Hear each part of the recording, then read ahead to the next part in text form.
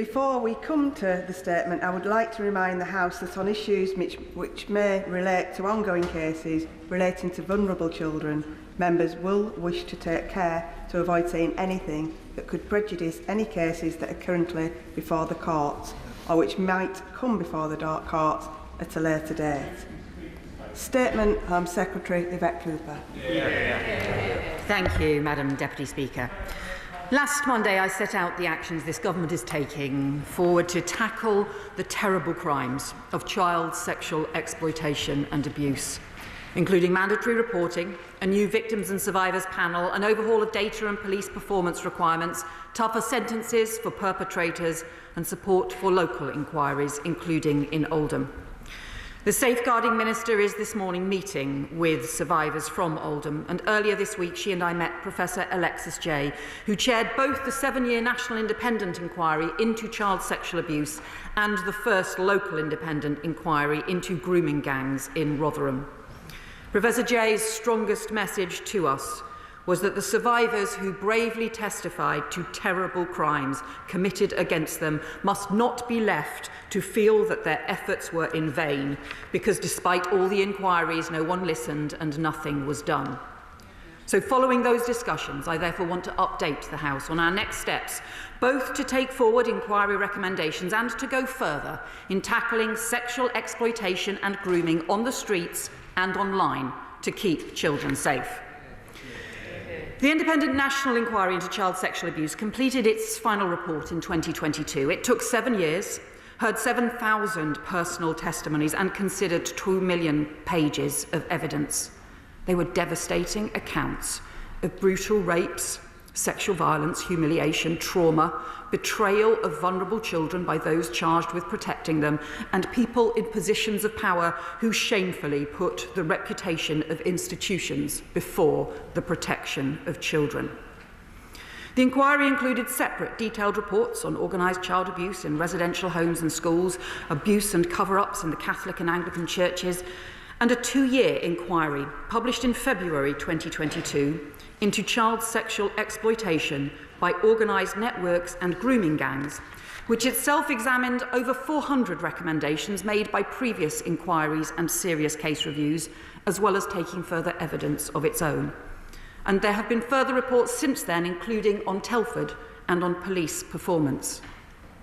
But despite all those national inquiries, reports, and hundreds of recommendations, far too little action has been taken, and shamefully little progress has been made. That has to change. So before Easter, the government will lay out a clear timetable for taking forward the 20 recommendations from the final ICSA inquiry report. 4 of those are specifically for the Home Office, and I can confirm we have accepted them in full, including on disclosure and barring, and work on these is already underway. A cross-government ministerial group is considering and working through remaining recommendations, and that group will be supported by our new Victims and Survivors panel. In addition, I can confirm today that the government will implement all the remaining recommendations in the Child Abuse Inquiry's separate standalone report on grooming gangs from February 22, including updating key department education guidance. So let me turn to the areas where we need to go further. As I said last week, the most important task should be to increase police investigations into these horrific crimes and get abusers behind bars.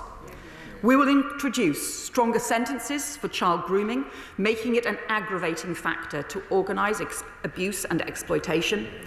And I can announce new action today to help victims get more investigations and prosecutions underway.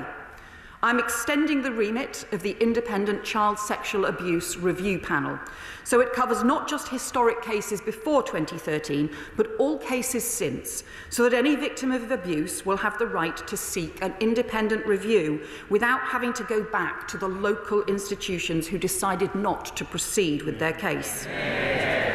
I'm writing today to the National Police Chiefs Council to ask all Chief Constables to look again at historic gang exploitation cases where no further action was taken, and to work with the Police Child Sexual Exploitation Task Force to pursue new lines of inquiry and reopen investigations where appropriate. And these new measures will be backed by £2 million additional funding for the task force and the panel.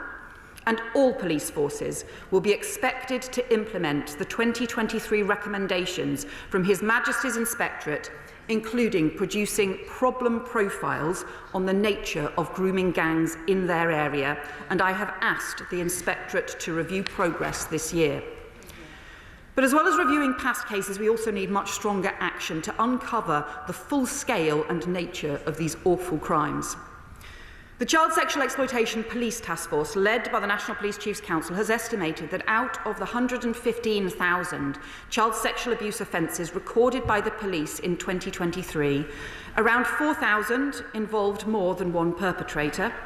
Of those, they identify around 1,100 that involved abuse within the family, over 300 involving abuse in institutions, and they identified 717 reported cases of group or gang-related child sexual exploitation. But we know the vast majority of abuse goes unreported, so we expect all of those figures to be a significant underestimate. The task force reports there are currently 127 major police investigations underway on child sexual exploitation and gang grooming across 29 different police forces. Many major investigations have involved Pakistani heritage gangs, and the police task force evidence also shows exploitation and abuse taking place across many different communities and ethnicities, but the data on ethnicity of both perpetrators and victims is still inadequate.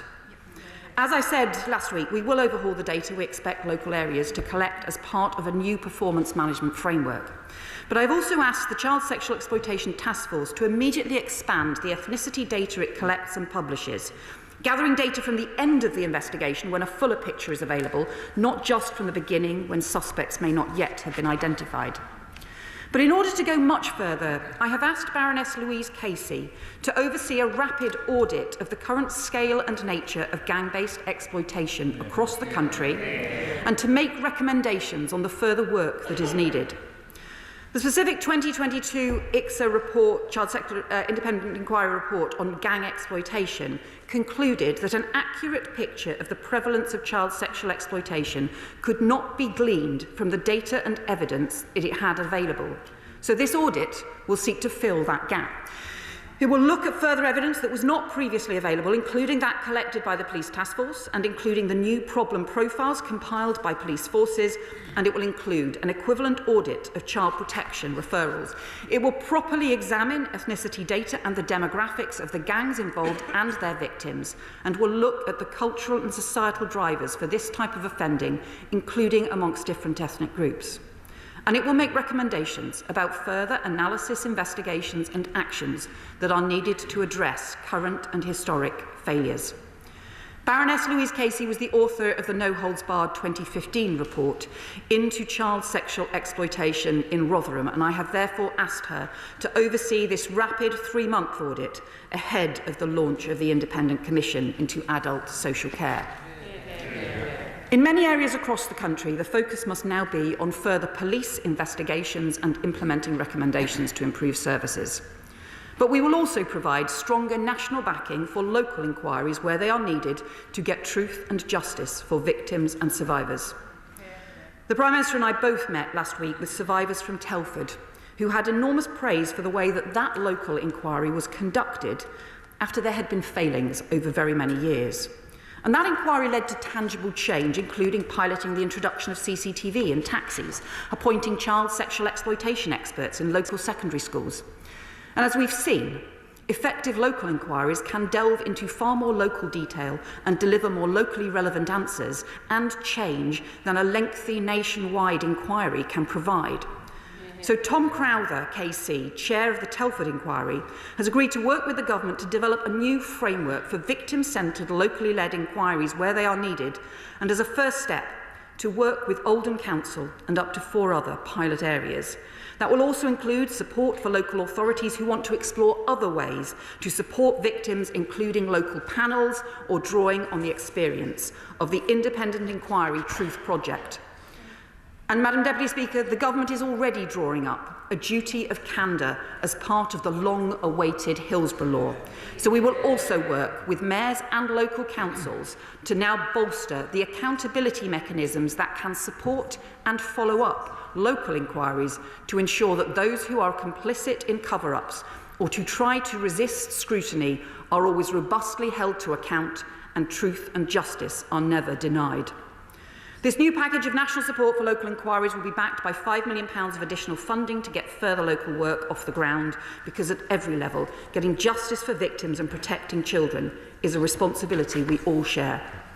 And finally, Madam Deputy Speaker, we cannot ignore the way in which child exploitation is changing as offenders exploit new technology to target and groom children, and we should all be deeply worried about the pace and growth of exploitation that begins online.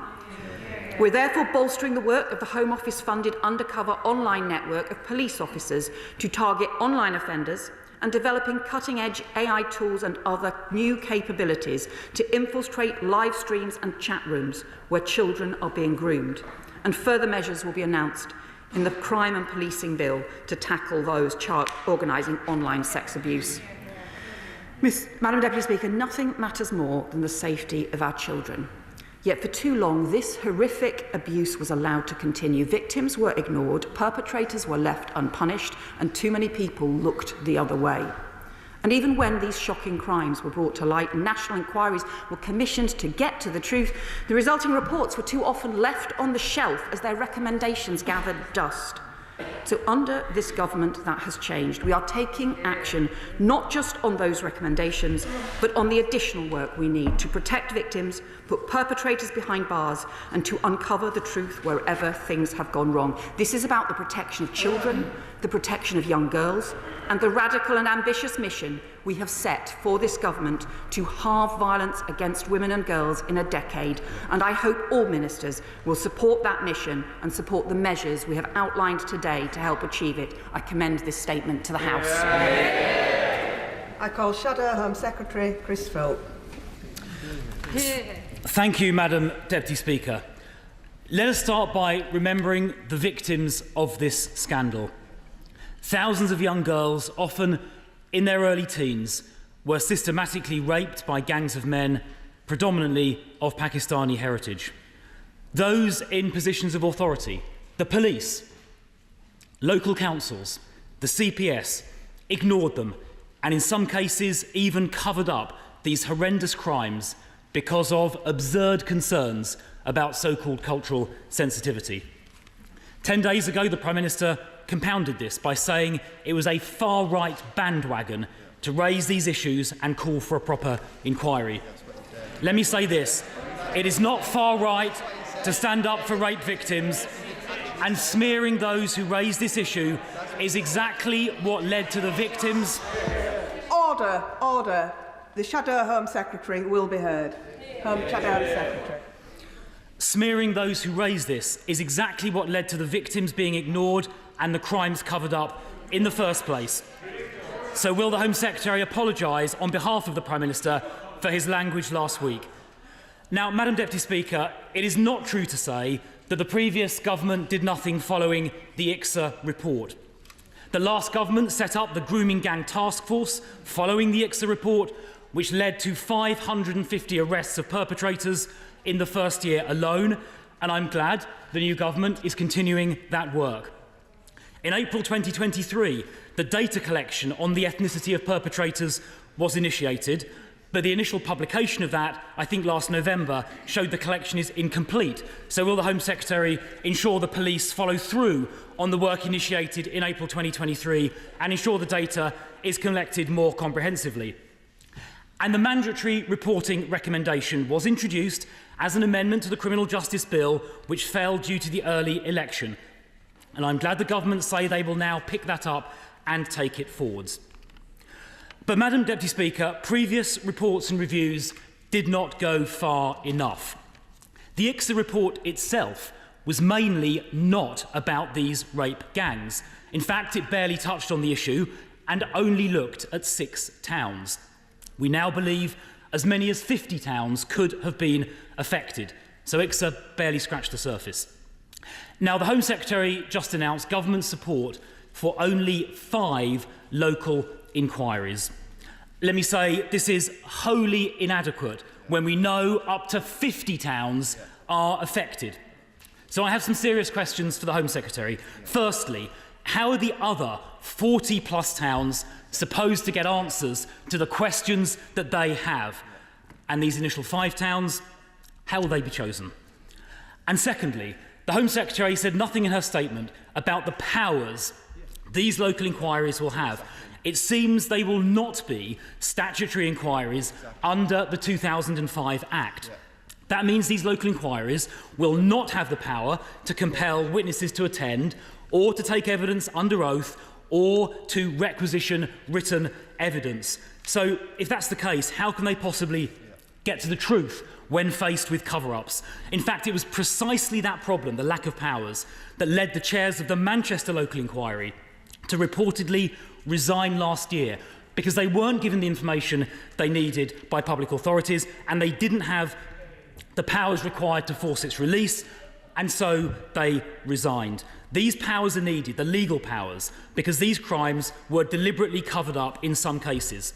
We heard just a week or two ago from the former Labour MP for Rochdale, Simon Danchuk, who said that the then chair of the Parliamentary Labour Party told him not to raise these issues for fear of losing Muslim votes. Truly appalling. Now, not a single person has been convicted for covering up or ignoring these crimes. In my view, the criminal offence of misconduct in public office might apply.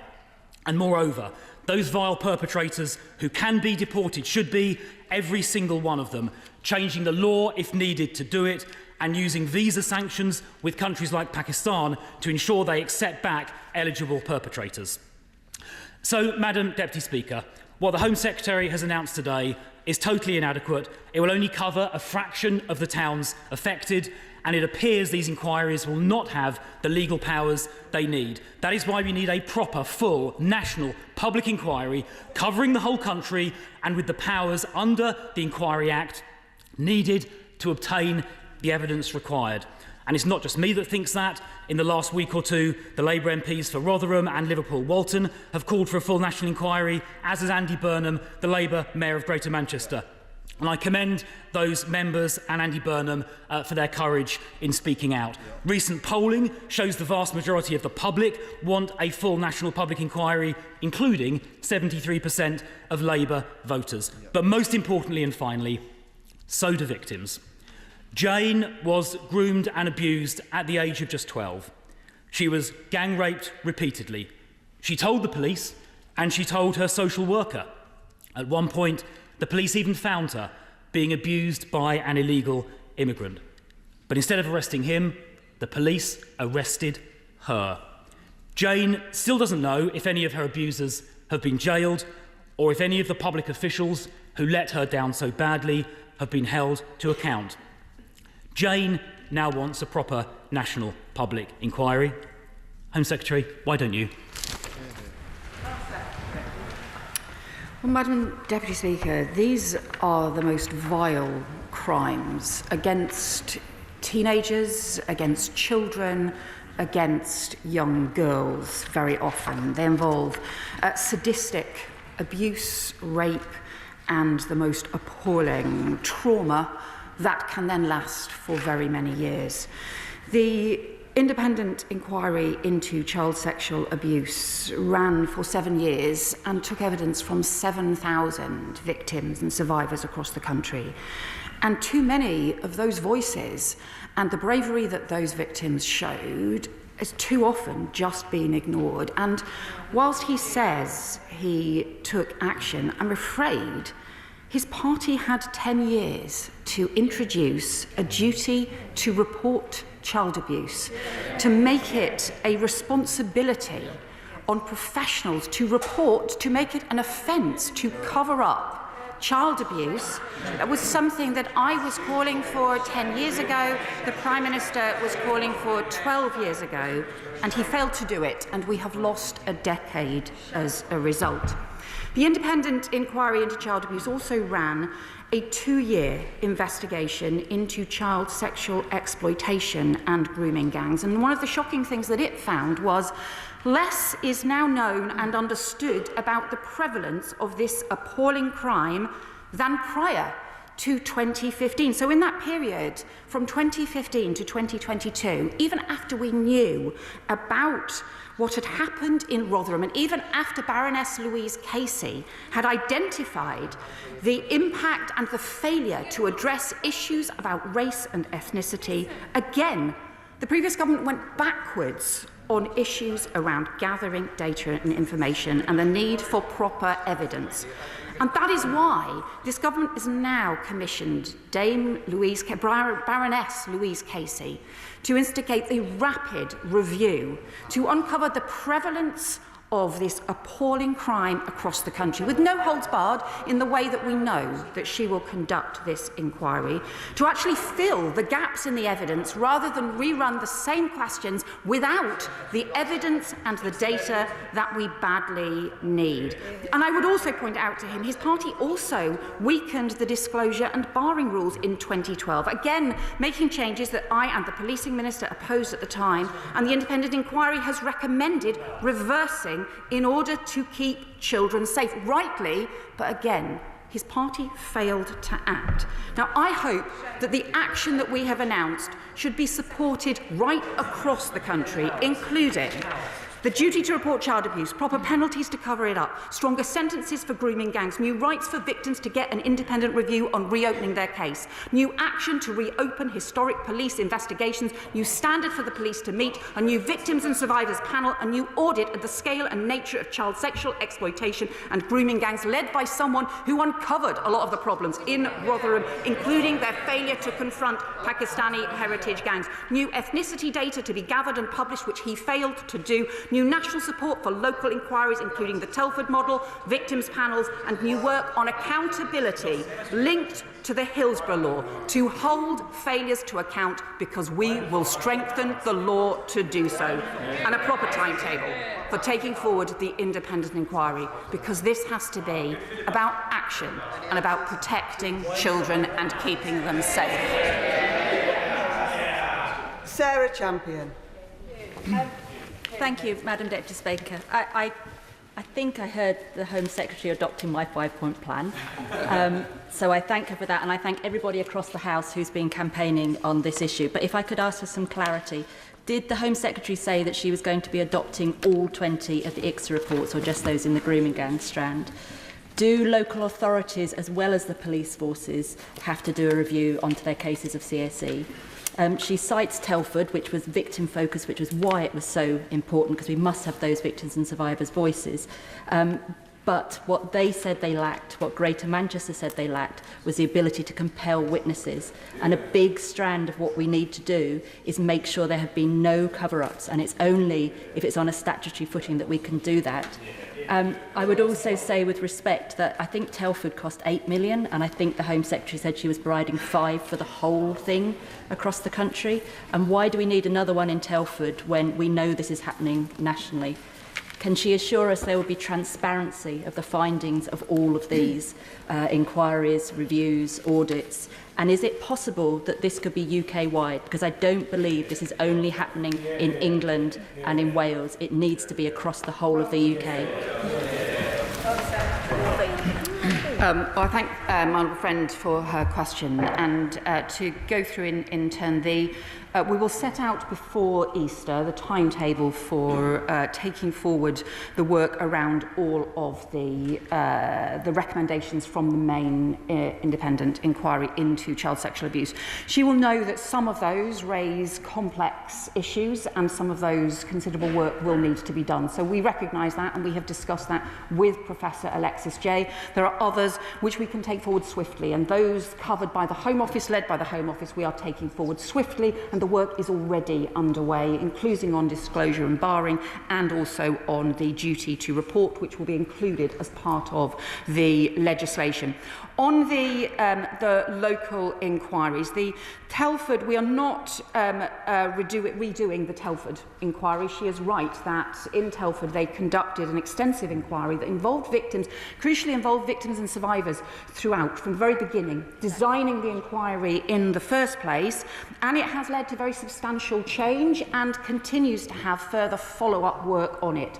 So that is the effective model. We do need the local councils and police and crime commissioners and mayors and the government to work together on these, but we are providing the additional £5 million to help draw up. Tom Crowther will work specifically with the first 5 local authorities that want to do this in order to make this effective, to draw up so that we have a model that can then be used in other areas as well. And in terms of their ability to gather evidence and to make sure that there is proper accountability, there has to be clear accountability. This can't be a way in which areas or institutions can avoid scrutiny.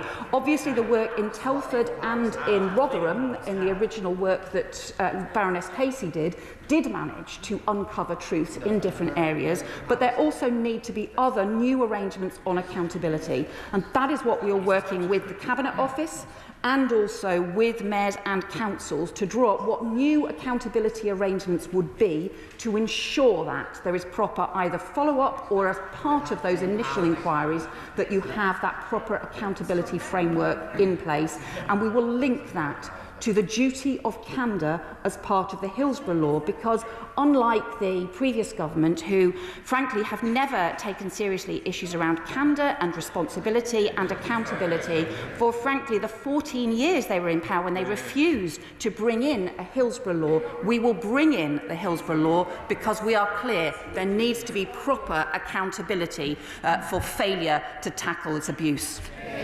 Liberal Democrat spokesperson Josh Babaranda. Thank you, Madam Deputy Speaker. Survivors are tough, and I know from my own experiences of abuse as a child that I've spoken about in this chamber, that survivors have been subject to intense impact and blistering climates. But like a blade in a blacksmith's forgery, each strike has strengthened many survivors' character, mettle and spirit, even though they are experiences that should never be undergone in the first place. Every shock has emboldened our resolve to be the very sword carried by Lady Justice herself, or to at least see it wielded with strength, to see action taken and justice done. But, Madam Deputy Speaker, too many survivors' stories have been characterised by being ignored, hidden or gaslit. And recently, too many survivors' stories have been shamefully used as a political football by some in some corners of this House and beyond. And survivors' experiences are littered with gut-wrenching instances of where power holders have missed glaring opportunities to take action against child sexual abuse and exploitation. And history must stop repeating itself. We cannot afford for Professor Jay's findings, nor those from the inquiries announced today, to gather dust atop power holders' bookshelves, to get lost at the bottom of in-trays, nor to be banished to the depths of filing cabinets. And so, in line with the courage that it's taken for so many survivors to speak out on this issue, we Liberal Democrats, and I know many others, implore those in positions of power at all levels to step up too. That means those weaponising this issue for party political gain must stop now. Yeah. That means Professor Jay's 20 recommendations must be implemented from now. And that means the work getting these local inquiries set up must start from now.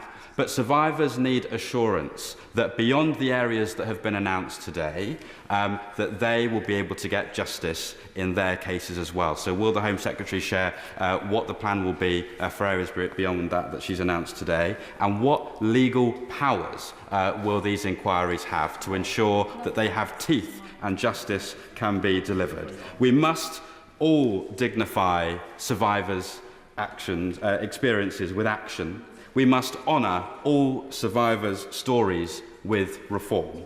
Lady Justice demands it, and so does the tempered sword that she wields. Hear, hear. And I welcome the points the honourable member has made on this extremely serious issue. And he was right that actually for many victims and survivors, what they need is a proper police investigation to go after the perpetrators, to prosecute them, to hold them to account, to get justice and to get those perpetrators behind bars. And that will help protect other young people as well. So I think one of the most important changes we're making is making it easier to get those investigations reopened where, for the wrong reasons, they have been closed down and actually justice still needs to be done. Giving victims the stronger right to review, to be able to go to an independent panel with their case and to have it independently reviewed so it can be reopened, and also asking police forces across the country to now review the closed cases and to look at pursuing new lines of inquiry with the task force support and to making sure that they can do so. For in terms of the areas that Tom Crowther, who did the Telford inquiry, will work with 5 areas on the kinds of inquiry that they may want to take forward involving victims and survivors, because I think that is crucial, is involving the victims and survivors in the design. But what we know is from one of the Telford survivors who has said, because she gave evidence to both the national inquiry and to the local inquiry, and she found that local inquiry was far more effective at getting the changes in that area and also easier for her to be able to give evidence to as well.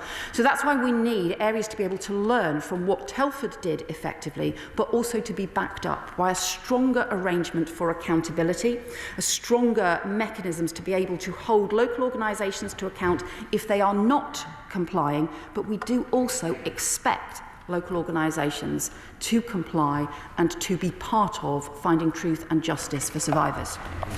Debbie Abrahams. Thank you so much, Madam Deputy Speaker, and I welcome my right honourable friend's statement and the measures she's included in that, and thank her for her promptness in doing that. I'd also like to thank her team, especially the Minister for Safeguarding, for listening to and providing support to our constituents who've gone through such horrific abuse.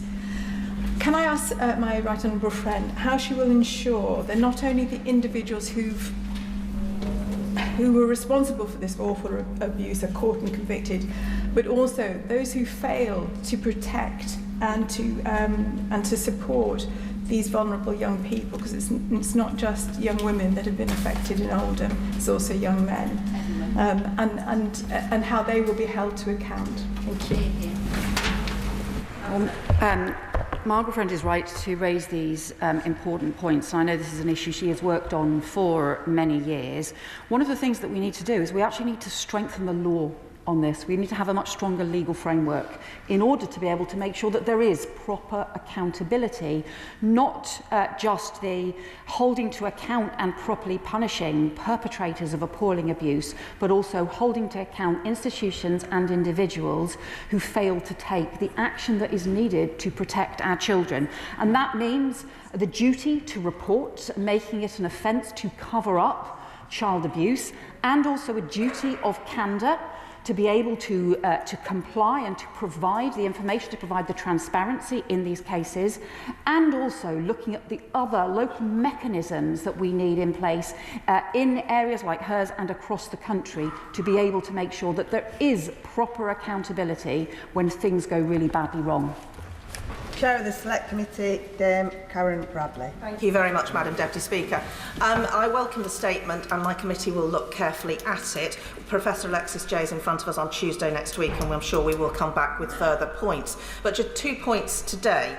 The first is around duty to report. In many cases, reports were made, but the victims were simply not listened to and not believed. So what can she do to make sure that that changes? And I am not clear from her answers so far. Will the local inquiries have the statutory powers to compel witnesses, yes or no? So, the first point, she is right that reports were often not listened to and not followed up. And in some areas, what that means is that although recommendations were made, there was never any follow-up. There was never the proper implementation of standards to be able to do so. So, for example, in policing, we have never had a proper police management, a performance management framework in order to be able to make sure that standards are actually being met and that there is proper follow-up as well. And we need that stronger performance management framework in place. In the Telford inquiry, they were able to make progress and they were able to get to the truth using an existing local inquiry framework, and that was able to be extremely effective. In other areas, we have needed to have other action, including, for example, action by inspectorates to follow up. So there are different approaches we can take. We believe that the current system is not strong enough, and that is why we have set out work underway involving the Cabinet Office and involving local mayors and local councils in order to make sure that we can strengthen the accountability arrangements to be able to both follow up and support local inquiries where they are relevant, but also to be able to use existing powers that are in place as well. Yasmin Qureshi. Thank you, Madam Deputy Speaker. As a barrister and a former Crown prosecutor for 14 years, who dealt with sexual abuse and rape cases, can I tell this House that sexual abuse and assault occur throughout the United Kingdom, are not specific to any gender, race or religion. And we have to just look at the Palico case in France.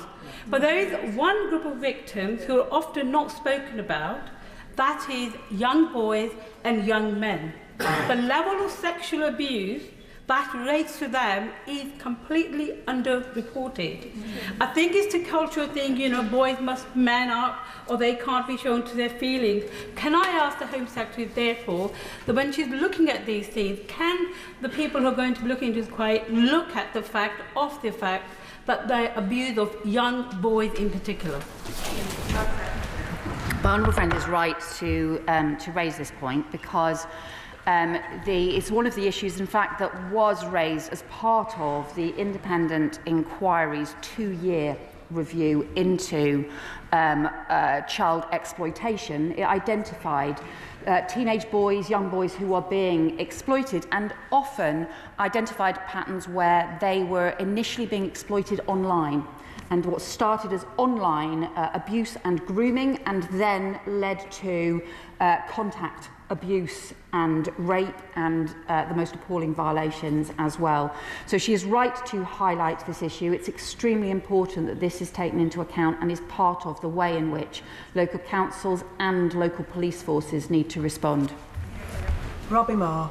Thank you, Madam Deputy Speaker. The House will be well aware that I have been consistently campaigning for a gang rape inquiry into child sexual exploitation across Keighley and the wider Bradford district for far too long now. So I welcome some of the points that the Home Secretary has made, particularly around the implementation of the 20 recommendations from the IPSA report. But unfortunately, I do not feel that the Home Secretary is going far enough. And there's just a few points that I would like to make, particularly around the ability at a local level to compel witnesses to give evidence. I have severe concerns around the amount of funding that will be put available. Will these local inquiries that the Home Secretary is wanting to advocate for be truly independent? And this isn't a case of a local authority marking their own homework. And will they lead to convictions? And also, Madam Deputy Speaker, when you have a local authority like the Bradford district, where local leaders have consistently refused to back my calls for a public inquiry, as has the Mayor of West Yorkshire and indeed the Deputy Mayor of West Yorkshire for Policing, Alison Lowe, how on earth are we meant to get across this barrier where local leaders are refusing to have an inquiry on this issue without the government stepping in and giving that statutory authority that we are demanding on this side of the House?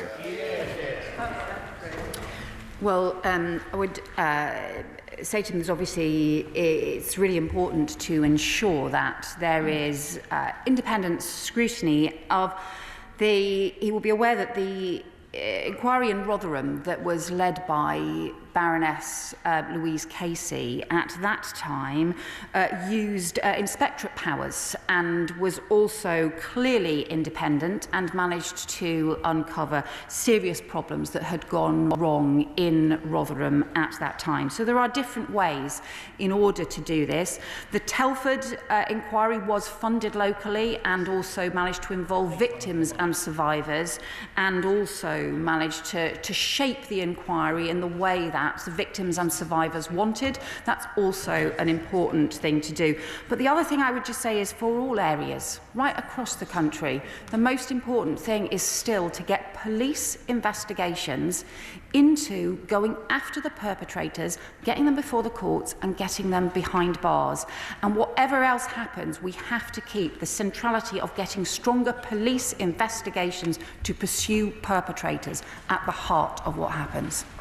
Paul Waugh.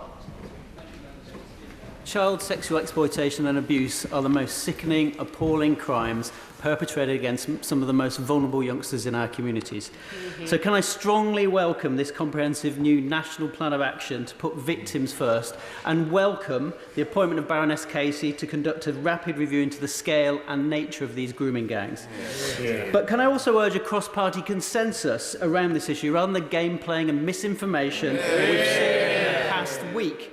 The Home Secretary, the Safeguarding Minister and I have all been consistent that we should put victims at the heart of everything we do. My constituents in Rochdale know this issue is too important for political game point scoring, and everything we do should put victims at the heart of what we do. That's not just for victims of the past, but victims of the present.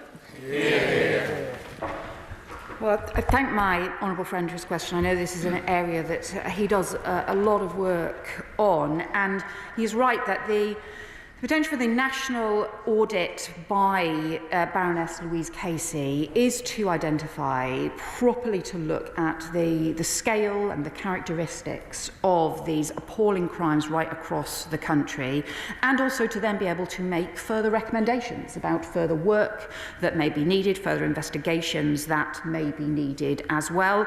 And we all know, anyone who has worked with Baroness Casey will know how independent and determined she will always be. But he's also right that this must still be about victims and survivors, and crucially protecting victims and survivors for the future, because we still don't have strong enough standards and strong enough protection in place. And unless those changes are made, we'll continue to let children and young people down. Iqbal Mohammed. Thank you, Madam Deputy Speaker. I thank the Home Secretary for her statement and the steps the government has and is taking to address this very serious issue. I appreciate that the timetable for the implementation of the recommendations cannot be immediately shared, but waiting until Easter means that there's a big period where we need to take some action. So will she explain what immediate steps the government is taking to ensure that all alleged victims who come forward are treated and taken seriously and listened to, and immediate action is taken to address their allegations, to serve justice and protect these children? Well, I can assure the Honourable Member that some of the recommendations we are already taking forward. Some will be in legislation and will take time to pass through Parliament, because legislation also needs to change. But we are also taking immediate action to change the victim's right to review, so that if victims have been to the police, if they have been to a local authority, including parents have been worried about their children and they feel like nothing is being done, victims will have a right to review, an independent right to review, not to just go back to the same police force or go back to the same Crown Prosecution Service, but actually to be able to go to an independent panel on child sexual abuse, to be able to get that independent look, so that we can get more cases reopened and so we can get the urgent action taken, which is what we need to keep children safe. Natalie Fleet. Thank you, Madam Deputy Speaker. I welcome this action from a government that sees violence against women and girls as the national emergency that it is. Yeah. With a Prime Minister, a Home Secretary and a Safeguarding Minister with records of taking action to deliver. for victims like me and many in my constituency. So giving birth as the result of grooming is a story that far too many of us share.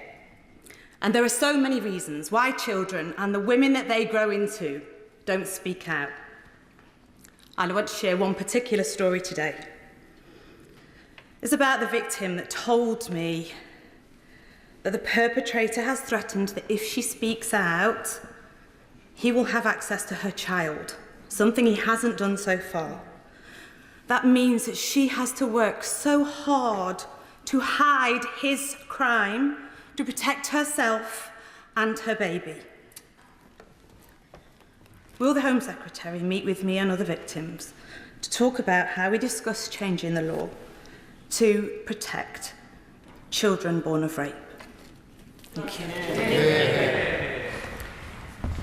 Can I thank my honourable friend for that incredibly important point, and also for the very shocking and disturbing story that she has told of victims continuing to be silenced, having already been through the most traumatic experiences, and then continuing to be silenced in order to protect their children, even though what actually needs to happen is that perpetrators need to be held to account and need to face the full force of the law. And she is right that we need to ensure that family courts cannot be used by abusers and rapists to persecute victims. I will happily meet her, and I know the Safeguarding Minister will too, and this is an issue that is also being taken forward by the Ministry of Justice. Sir Bernard Jenkins. Deputy Speaker, I think the House should be generous towards the Home Secretary. She's travelled a long way since last week by recognising there is a requirement for far more inquiries into the towns affected, and I think we should thank her for that. But there is still one thing crucial that is lacking from her presentation, her statement today, is whether these new inquiries will have the power to summon witnesses and require the production of papers. Now, only she, or the Secretary of State, or the Minister in the Act, can set up a statutory inquiry.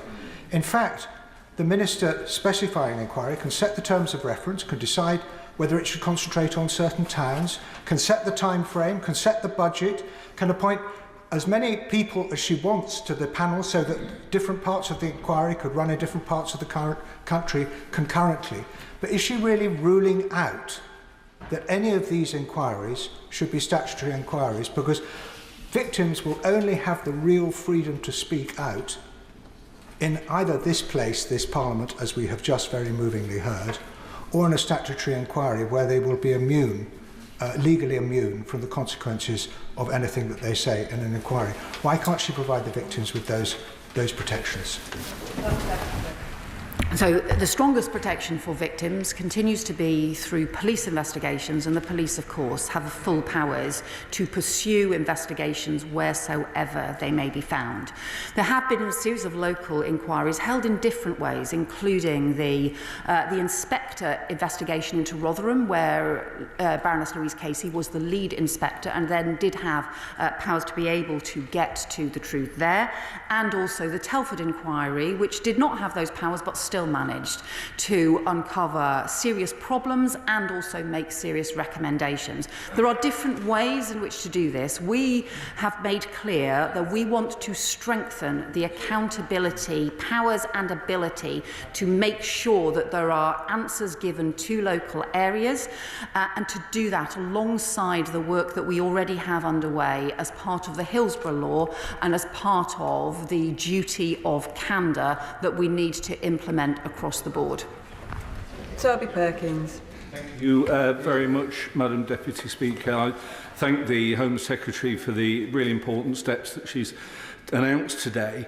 Nothing must come in the way of victims getting justice or being listened to, or for us learning all that we can about how we protect the victims of the future. So can my right honourable friend tell us, in terms of the approach that she is taking today, if there are lessons that come out of these individual local inquiries that are repeated across the country that enable us to be better able to protect victims in the future, how are we going to coordinate getting those? And in terms of the question that she's just been asked, can she just explain why she believes that the sort of statutory footing isn't the right way to go, and the localised way that she's suggesting will actually ensure we get to the truth? Well, he's right that we need to make sure that there is a proper follow-up where there are recommendations. So there have been over 500 different recommendations, particularly actually predominantly around child sexual exploitation, with many more around child sexual abuse much more widely. There currently isn't a proper process to be able to follow them up. It's one of the reasons why the independent inquiry talked about strengthening child protection arrangements, for example, through the Child Protection Authority, and having stronger arrangements in that way. It's one of the other reasons why we have said we need a new performance framework for policing in order to be able to have proper follow-up. We obviously have had already a statutory 7-year inquiry into child sexual abuse, and also a statutory 2-year investigation into child sexual exploitation and grooming gangs. Those reports have came out with really important recommendations, but one of the things that they identified was that, particularly on the issues around the gangs, there simply wasn't enough evidence or data to be able to do further work and further investigations, and that is why the next step has to be to have the national audit, the rapid audit that we have asked Baroness Casey to undertake in order to be able to get a much more extensive assessment of the prevalence and also scale of the nature of child sexual exploitation across the country. Sir Roger Gale. Thank you, Madam Deputy Speaker. The Right Honourable Lady will know that I wouldn't for one moment question her integrity, and I certainly don't question her intent. But I am perplexed by the methodology. Dame Baroness Louise Casey, I think I'm right in saying, has one or two other things on her plate at the moment, but if she is able to deliver this audit in 3 months, then that can only be a good thing. But in her statement she said that Tom Crowther has agreed to work with the government to develop a new framework for victim-centred, locally led inquiries where they are needed, and then to set up effectively 5 pilot schemes. That in itself is going to take time, and it's kicking the can down the road. Now, we all know, Madam Deputy Speaker, that the select committees of this House can take evidence, generate a report and publish that report in short order. It doesn't have to take 7 years. No, it can take probably less than 7 months. And I cannot for the life of me understand why, having heard everything that the Right Honourable Lady has said, she is so resistant to, one, a broad-based national inquiry rather than a very narrow 5-town inquiry, and 2, why she is so resistant to the statutory measures that will allow that inquiry to compel witnesses and evidence. Yeah, correct. Very good. Well, as he knows, the importance of any kind of independent inquiry is, of course, its independence, and is, of course, the decisions, therefore, made by the chair in order to how those inquiries should be pursued. The report and the inquiry led by Baroness J into child sexual abuse took 7 years. Those were the decisions made independently by Baroness J and by their panel, because they took evidence from 7,000 victims right across the country. They pursued detailed investigations in different areas, including into churches and religious organisations, including into residential homes and schools, and also including into child sexual exploitation and grooming gangs on our streets. And that particular inquiry took 2 years as well. So what we want to be able able to do is to do the rapid audit that fills the gaps that were left by the independent inquiry, for example, on the scale and the characteristics of child exploitation, child sexual exploitation across the country. That is the right thing to do in terms of the work that Baroness Casey will do. Secondly, to get more police investigations underway, including the victim's right to review, to get the police investigations underway. And thirdly, for Tom Crowther to be able to work with other areas where they have had local failings and problems and need to be able to pursue the kinds of local inquiry that Telford was able successfully to do in order to get to the heart of local failures and make sure that there is accountability as well. White. Thank you, Madam Deputy Speaker. I remain shocked that only 2 MPs stepped up, attended and participated in the Alexis J 5-year inquiry into child sex abuse. My right honourable friend, the Member of Parliament for Rotherham, and Lord Mann when he was the Bassett Law MP. As the new MP for Bassett Law, it is my duty, my responsibility to carry on with this fight for justice. Wherever grooming gangs have been operating, whether they're in the white gangs, Pakistani origin gangs, church gangs, or behind the closed doors of private homes, the bright light of an inquiry, wherever they are needed, will expose who they are, where the cover-ups are, and who is responsible. Every single perpetrator should be hunted down and jailed. I have no time for the grandstanders or the people who turn a blind eye, and this is the biggest challenge of our Parliament. And I find it stunning that the Shadow Justice Secretary isn't in his place for this critical statement. Inquiries run in areas where the gangs are operating will give the sick and evil perpetrators no place to hide. National oversight from government is essential, ensuring swift legal action and the mapping of gangs, their links, their coordination, when and where they are ferrying girls from across the county lines is essential.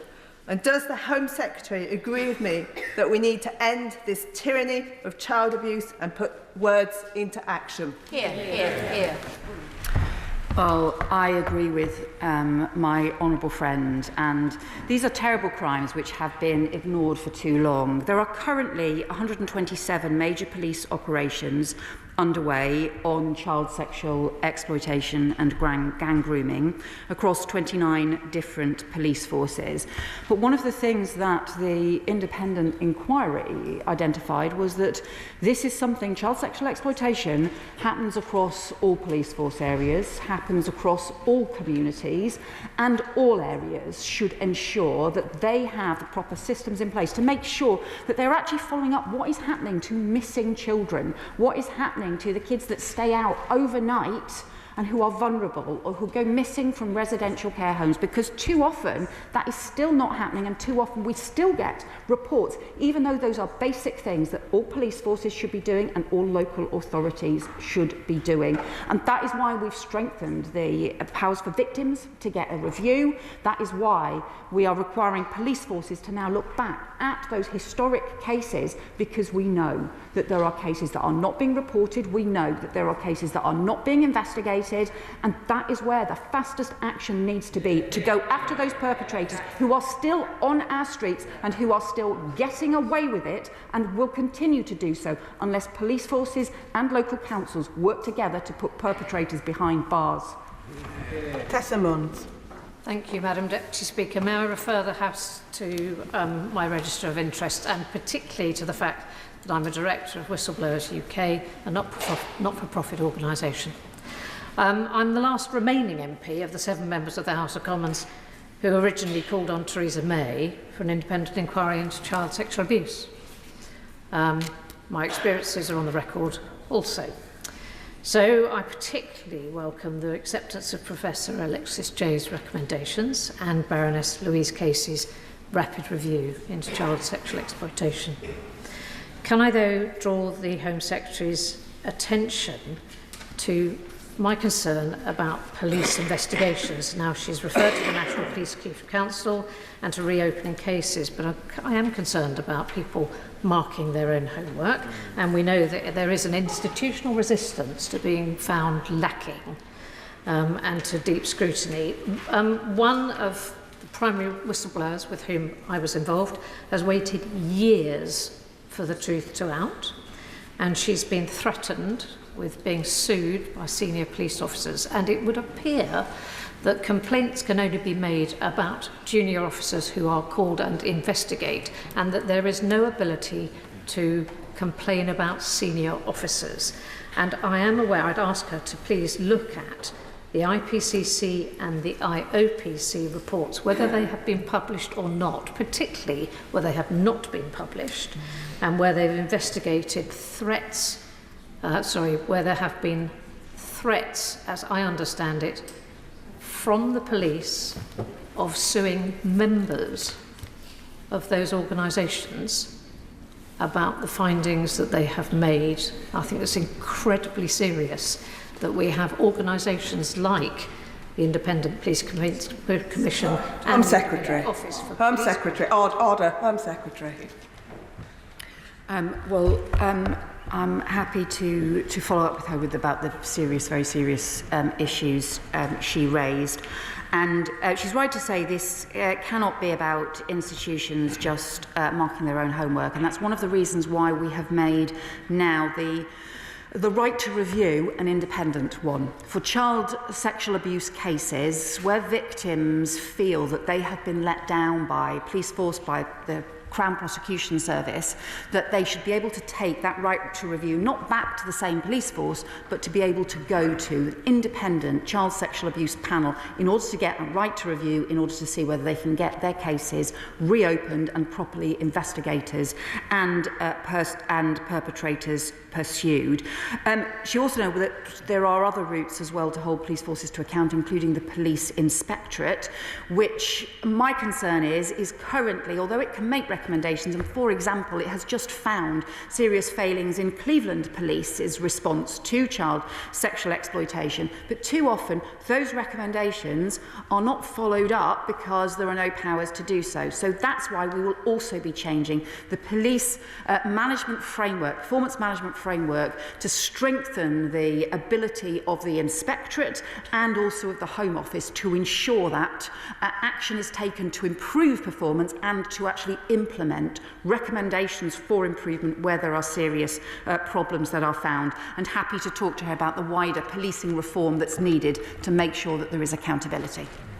Harpreet Uppal. Thank you, Madam Deputy Speaker. Can I welcome the statement from the Home Secretary? And I know she's not in her place right now, but can I pay tribute to the member for Bolsover for sharing her story, which I know is very difficult to do, and the continued work that she's doing to support victims. It's really important that we finally act for victims and survivors. And can I welcome that the Home Secretary will be acting on the inquiry's recommendations. But can I urge her that the monitoring on the progress of those actions are public, and that she returns to the House to provide regular updates on those actions and that they are published. Thank you. My honourable friend is right. We will need a process to be able to keep up to date in the things that happen, the next steps that are taken forward. We will do that through the Victims and Survivors panel that my honourable friend, the Safeguarding Minister, will be establishing, and also through regular updates as a result of the work that the cross-departmental group of ministers will be doing to pursue and take forward some of the recommendations. Rebecca Smith. Thank you, Madam Deputy Speaker. I welcome the announcement today, and it's great to see some progress. And I won't cover what's been said about the legal powers piece, but I'm interested in the funding, because having led a commission back in Plymouth, the money that was used to pay for that came from the in-year budget of that local authority. And I appreciate the £7 million in total that has been announced. But you've talked a lot about the police. What additional funding are they going to receive to do this on a local level? What is the additional funding for the practicalities of that inquiry outside of those initial funds 5 local authorities, and also what funding is going to come forward for the interventions that might be recommended following the inquiries, because we know local authorities are incredibly cash strapped. This could potentially disincentive them to follow through on these local inquiries. And finally, is that £7 million new money into the violence against women and girls budget, or is it money that would have been spent elsewhere? Okay. So the funding to support the various measures that we're taking forward, we identified up to £10 million for additional investment to be able to support further action. But I can't just stress enough that this has to be part of the mainstream work that agencies do, that police forces do, that local councils do as well, because tackling child sexual exploitation and abuse cannot just be an add-on. It can't be something that is only done if there is a particular announcement from the government. It's actually got to be done as part of their core responsibilities. The funding for police forces, the funding for local councils, and it's why we also want the work around violence against women and girls, the mission that we have set to halve violence against women and girls, again, to be the central mission right across agencies and right across the government as well. I appreciate this is a very sensitive subject, but if the questions are long and the answers just as long, we're going to get very few people in. Chris Murray, show us how it's done. Deputy Speaker. In her report, Alexis Jay notes that 1 in 20 boys and 1 in 6 girls in the United Kingdom is estimated to be a victim of sexual abuse. And we have had scandal after scandal in care homes and councils, in schools and in churches of grooming for decades. So can I welcome the appointment of Baroness Casey for her rapid review into grooming. I welcome that it is rapid, because these victims deserve justice. And it is unbelievable to my mind that grooming is not an aggravating factor in the sentencing of child sexual offenders. Will the Home Secretary commit to restate her commitment to ensuring that it is an aggravating factor, that this will be done quickly and that it will be done by force, so child sexual offenders are properly punished by the law? Well, my honourable friend is right. The inquiry identified 500,000 children being victims of abuse, sexual abuse, every year. And the majority of cases are sadly within the family, and the betrayal by those who children should be able to expect to protect them. But there have also been huge betrayals, as he says, in residential homes, in other institutions, including faith institutions, the Church of England, the Catholic Church, as well as wider grooming online and on the streets in these terrible crimes. So yes, we will change the law, we will strengthen sentencing, we will make it an aggregated factor, because the punishment should fit this terrible crime. Thank you, Madam Deputy Speaker. There's much to welcome in the Home Secretary's statement this afternoon, but she's resisted 6 invitations from honourable members to confirm that these government-supported local inquiries will have statutory powers. Instead, the Right Honourable Lady is relying on the duty of candour, responsibility and accountability. So let me try a different way. Does the Home Secretary is 100% certain that the duty of candour, responsibility and accountability is equivalent to statutory? Well, what we need is to make sure that the crimes are investigated, and also that there is proper follow-up in those areas where things have gone badly wrong. And we know that there are some areas where things have gone badly wrong.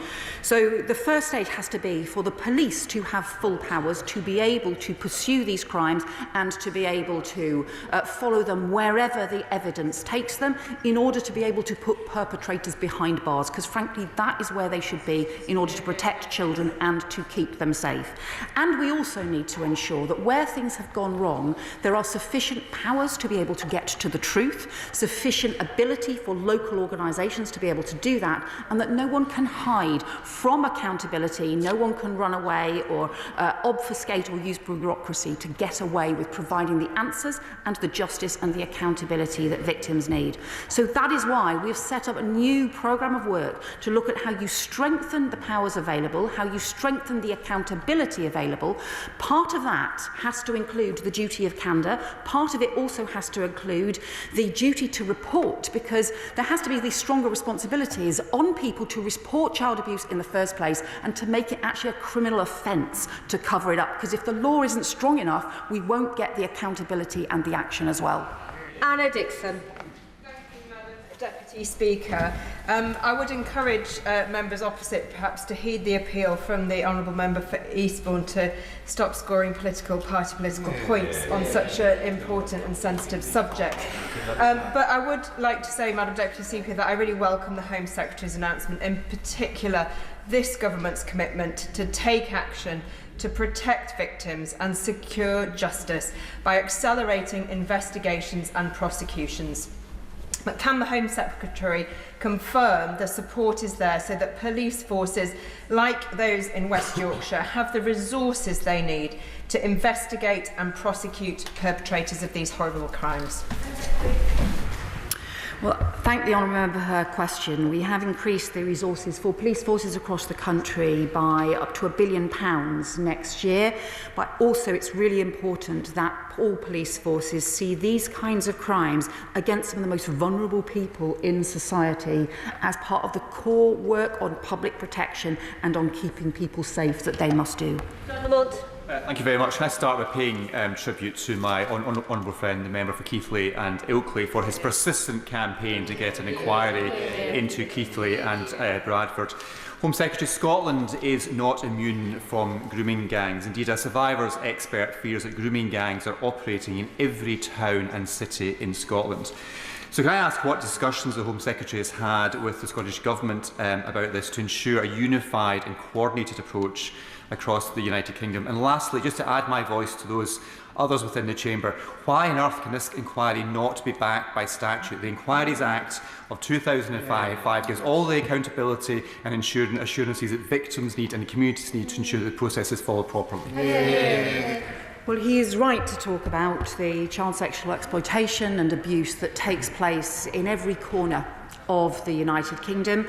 Obviously, the issues that involve police forces, we have responsibility from the Home Office for the England and Wales police forces, and therefore some of the changes that we are making around the review panel and the issues around performance, management and proper data on these areas will apply to England and Wales police forces. However, we are also working with the National Police Chiefs Council, which, as he will know, works very closely with Police Scotland as well to ensure that there is a national approach. And then what I would also say is we've obviously had the national inquiry, a nationwide inquiry into the both the child sexual abuse more widely and also into child sexual exploitation. It's really important that we fill the gaps in the evidence and that we actually take forward those recommendations alongside supporting those areas where there have been particular problems to get to the truth.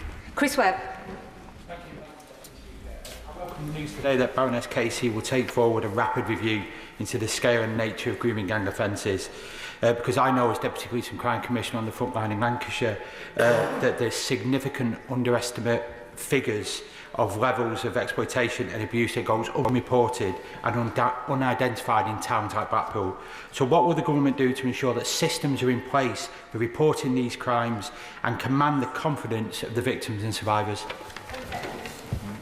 Well, my honourable friend is right. There needs to be easy to report crimes, but there also, I think, has to be a proactive duty on police forces and on local authorities, child protection authorities, to actually pursue the evidence of where these crimes are taking place, even when they are not being reported. Because if kids are going missing from home, particularly from residential care homes, they may not be reporting crimes, partly because they are being groomed and exploited. And so therefore, alongside making it easier for victims to be able to come forward and to disclose the terrible things that have happened to them, there also is a responsibility on the authorities to pursue crimes wherever they're found. Dr. Luke Evans.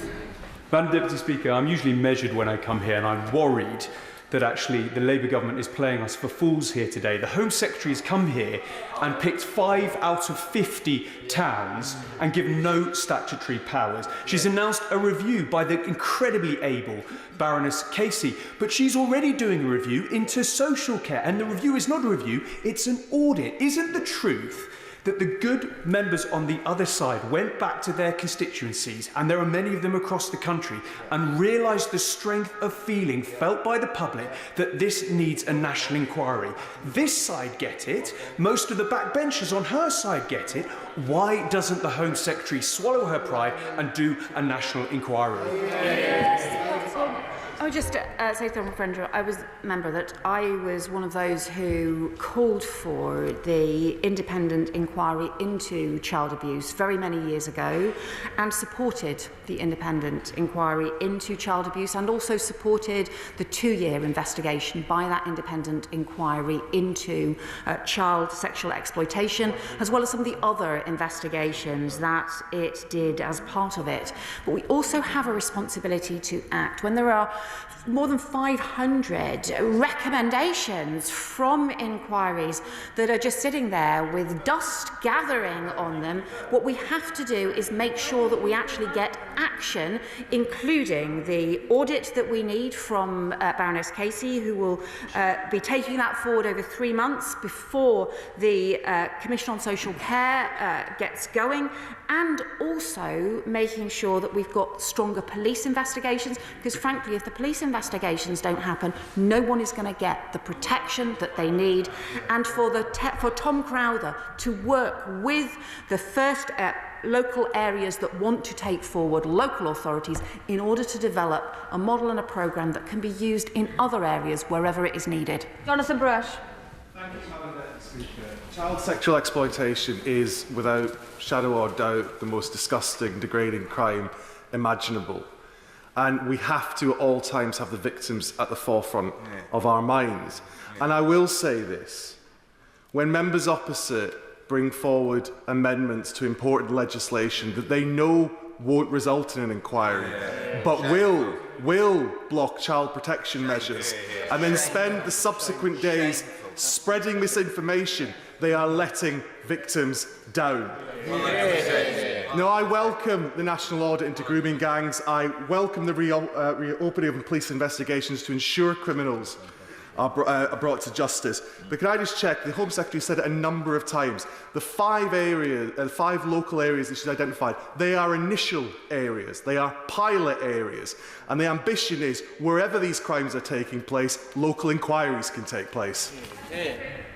My honourable friend is exactly right. Wherever there are serious problems or failings, where it's believed that local inquiries are needed, we want those areas to be able to conduct the kind of effective local inquiry that Telford was able to do, rather than having to start from scratch. And that is why Tom Crowther will work with 5 areas in order to be able to draw up how do you most effectively learn the lessons from what happened in Telford, where victims and survivors felt supported and also felt that they delivered change, that things actually happened as a result, as opposed to just inquiries that sit on a shelf and let everybody down. Rupert Lowe. Thank you, Madam Deputy Speaker. As well as withheld court transcripts, I've been pushing the Ministry of Justice for data on the following. How many Pakistani or other foreign rapists have been deported, are still in prison, did not serve a custodial sentence, are back in the same community as their victims, had previous convictions, have reoffended, full nationality breakdown of those involved in the gangs? The response: the requested information is not centrally identified in the data systems relevant to these questions. Now, if this was a state inquiry into the private sector, they would be accused of negligence. Now, my view on this, Madam Deputy Speaker, is that we firstly need a full national inquiry. This is a rotting stain on our country, and it needs to be exercised in full. It cannot continue to be kicked into the long grass. The British public want transparency, and they want to know the reason why this has taken so long to be dealt with. Well, I would say to the honourable member that we do believe that better data needs to be collected, more comprehensive data. That's why I've said the overall data on child sexual abuse needs to be overhauled, including I'm making immediate changes to the gathering of data on ethnicity on both perpetrators and victims, because the system that we inherited from the previous government simply isn't strong enough, but we will need further changes as well. And on the issue around the foreign national offenders, where people have committed where foreign citizens have committed sexual offences in this country, they have no right to stay in this country, and we have to increase returns. And that is why, rightly, this government has increased returns of foreign national offenders by over 20% since the election. From the announcements the Home Secretary has made today, disclosing abuse is a very difficult thing to do. Many victims speak out, but too often their words are not heard, or they're not taken seriously, or they fall between multiple agencies. So will the Secretary of State investigate how we can assist victims to disclose in the first place, and also ensure agencies act on those disclosures? Thank you. Home Secretary. My honourable friend is right to make this important point. One of the things we want to do by establishing a victims and survivors panel to work with the safeguarding minister, with other ministers on the taking forward of recommendations around sexual abuse, is in order to make sure that we are recognising those experiences actually about exactly how difficult it can be to come forward, and how people need to have the confidence that if they do come forward to do something incredibly difficult, that they will be listened to, that they will be taken seriously, and that investigations will follow. Adnan Hussain. Thank you, Madam Deputy Speaker. I welcome and thank the Minister for her in-depth explanation of what the government is and will be doing to ensure the safety of our children in the face of the most heinous of crimes. Since the vote on the amendment to the Children's Wellbeing Bill last week and the subsequent attention the vote attracted in the media, many of my constituents have written to me upset, angry and in fear over the grooming scandal. All the correspondence received demand the need for a public inquiry into the scandal to determine the failures, historic and present, on the part of the institutions involved, which led to these heinous crimes against vulnerable children to go on for so long, so wide, without being stopped and without the victims of the historic crimes being safeguarded and protected sufficiently.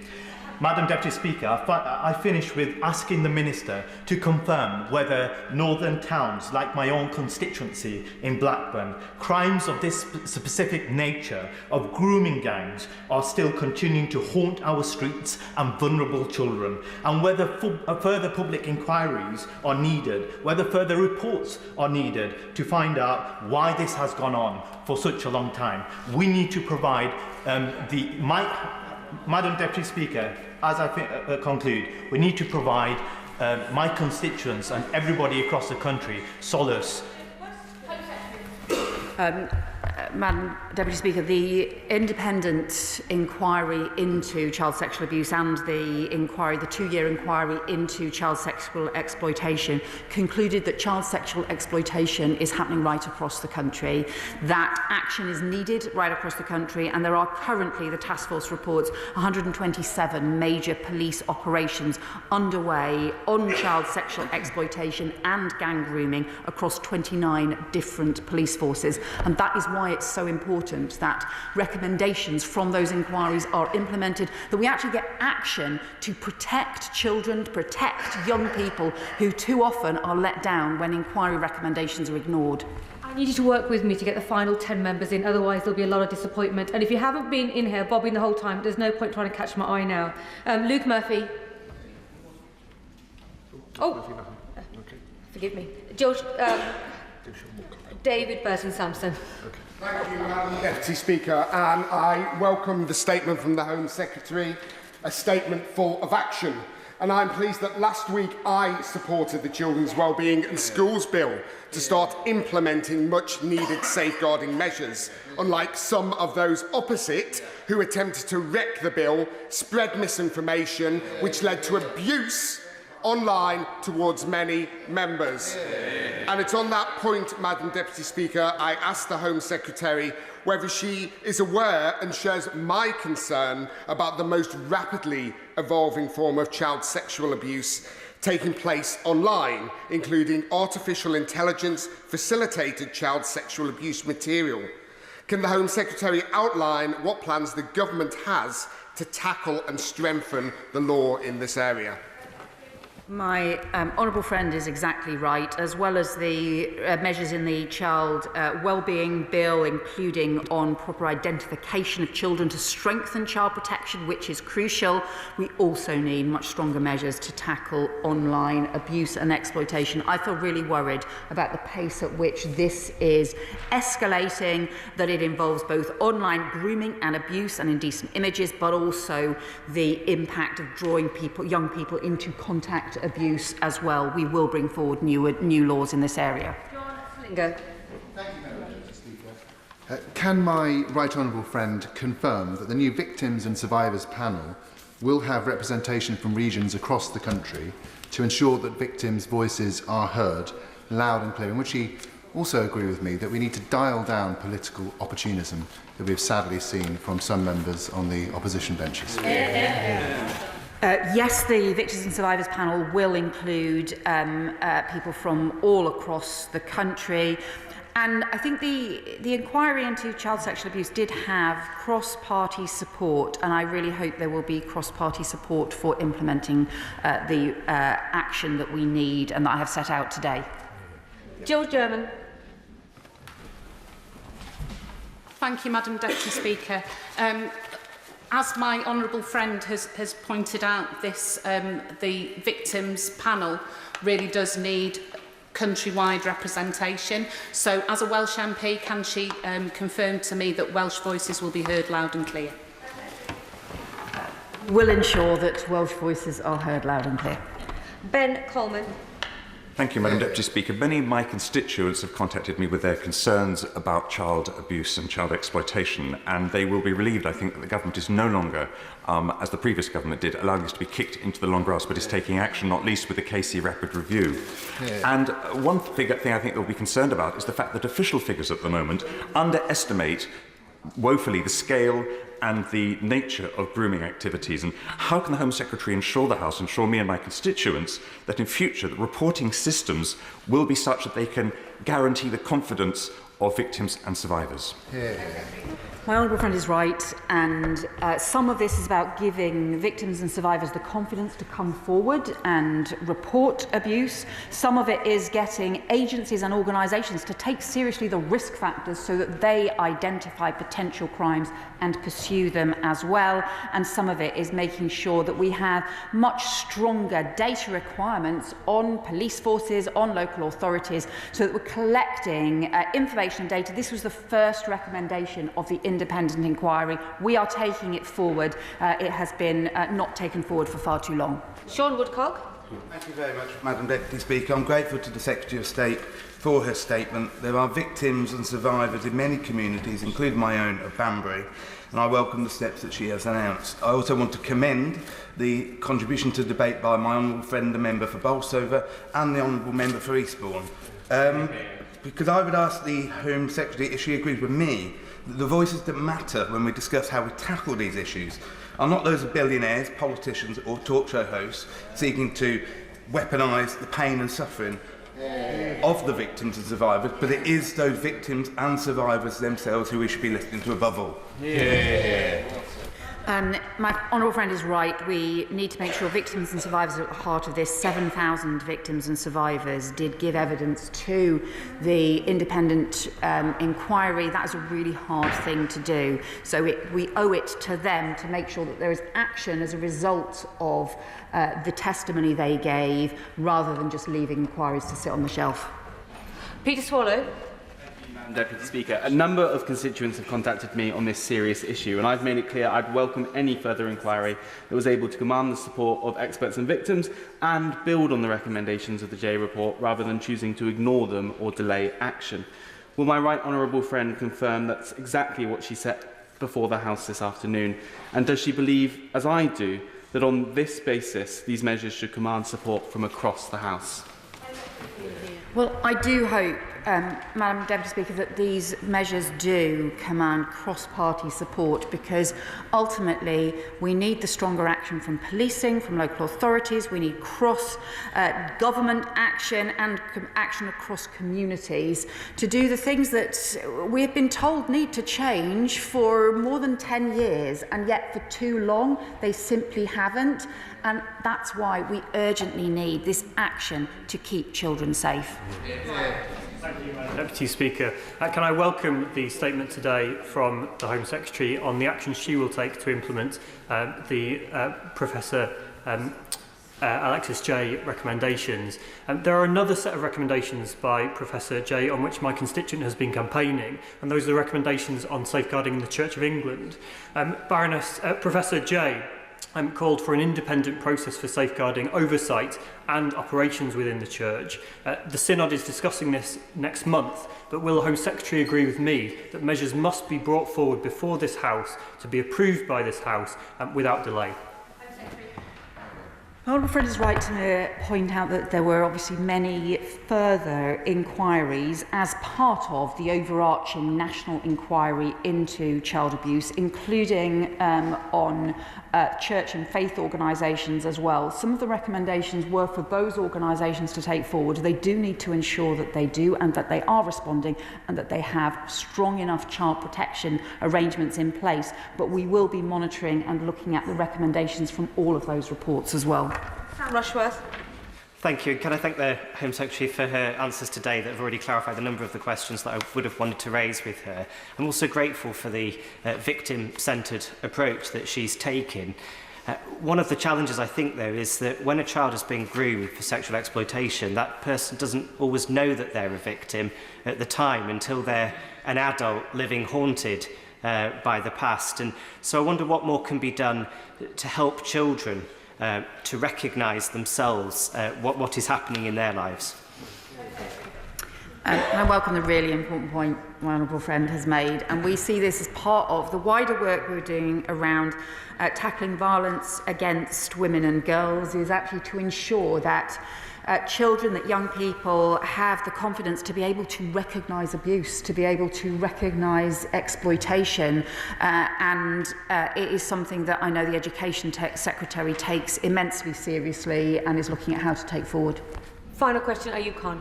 Thank you, Madam Deputy Speaker. Child sex exploitation is a vile crime that violates the trust, safety and dignity of children. Perpetrators of such despicable crimes, individuals or groups, no matter what race, religion or creed, must face the full force of law. Can I commend the Home Secretary with her statement today and the steps that are set out in her statement, especially victims' right to review, because there are so many victims that feel that the authorities have neglected their position. Can the Home Secretary please give a timetable in relation to the duty of candour, even an estimate, because the Home Secretary, I'm sure, will know justice delayed is justice denied. Well, I can tell the House that the work is underway at the moment on the drawing up of the Hillsborough Law. It was part of the King's speech to be taken forward as a priority in this Parliament, and that work is being done across the Cabinet Office and across the with the Ministry of Justice support as well. But it is part of the wider work we are looking at how to make sure there can be proper accountability where there are things that fail, where people are let down, alongside both the duty of candour and also the duty to report. Well done for everyone that kept their questions short. We most definitely got everybody in. Thank you to the Home Secretary.